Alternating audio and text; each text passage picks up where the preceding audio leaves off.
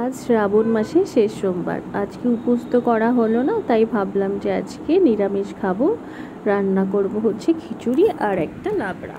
তো লাবড়ার জন্য আমি ভেবেছিলাম যে ফ্রিজে কটা ছিল চাল কুমড়ো শাক, এই শাকগুলো মা পাঠিয়েছিল কদিন আগে।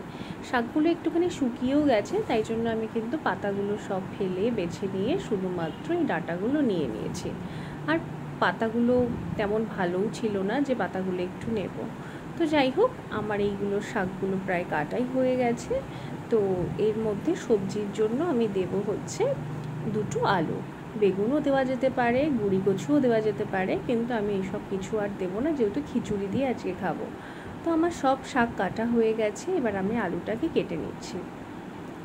আর এই পিলারটা তো আমি নতুন কিনেছি, আগেও বলেছি। পিলারটা দিয়ে যে আলু ছাড়িয়ে এত শান্তি, শুধু আলু নয়, পটল, কুমড়ো, পেঁপে, যাই কিছুর খোসা আমি ছাড়াইটা কেন, খুব ভালো করে কিন্তু খোসাগুলো ছাড়িয়ে যাচ্ছে। তারপরে আমি এই শাকে দেওয়ার জন্য আমি আলুগুলোকে এরকম প্রথমে লম্বা কেটে তারপরে এরকমভাবে ছোটো ছোটো করে কেটে দিয়েছি, যাতে তাড়াতাড়ি সেদ্ধ হয়ে যায়। প্রথমে ভাবছিলাম যে এখান থেকে একটু আলু রেখে দেবো, কাটবো না, কারণ বেশি আলু তো খাওয়া ভালো না। তারপরে আমার এখানে সব কাটা হয়ে গেছে, আমি ধুয়ে কিন্তু তেলের মধ্যে 5 ফোড়ন দিয়ে এই শাক আলু এই দুটো দিয়ে দিয়েছি, তার মধ্যে একটু হলুদে দিয়ে দিলাম। এবার এরকম নাড়িয়ে চাড়িয়ে নিয়ে একটু ভাজা ভাজা হয়ে গেলে ওর মধ্যে দিয়ে দেবো একটু জল। এবার জল দিয়ে যখন শুকিয়ে আসবে তখন কিন্তু নামিয়ে নেব। আর এইদিকে আমি কিন্তু খিচুড়ির জন্য বসিয়ে দিয়েছি প্রেশার কুকারে জল। একদম সিম্পল ফাঁকিবাজি খিচুড়ি আজকে রান্না হবে। আর এদিকে সমপরিমাণে চাল ডাল নিয়ে নিয়েছি, ওটাকে ধুয়ে নিয়ে আমি কিন্তু প্রেশার কুকারের মধ্যে দিয়ে দিলাম। এবার কিন্তু প্রেশার কুকারের ঢাকনাটা লাগিয়ে দেবো, একটু লবণ দিয়ে দিয়েছিলাম। প্রেশার কুকারের ঢাকনা লাগিয়ে দেওয়ার পর একটা সিটি পড়লেই কিন্তু ওটাকে নামিয়ে দেবো।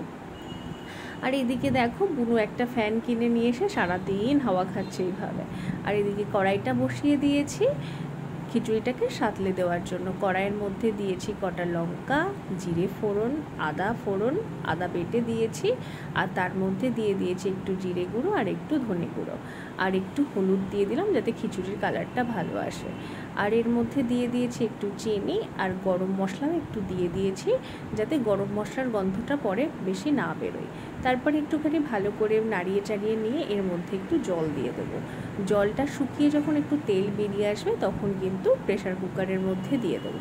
দেখো, আমার ডাল আর চালটা কিন্তু সেদ্ধ হয়ে গেছে। এবার একটুখানি ভালো করে নাড়িয়ে চাড়িয়ে নিয়ে এটাকে আর একটু জল দিয়ে দেবো, কারণ খিচুড়িটা কিন্তু একটু পাতলা পাতলাই রান্না করব।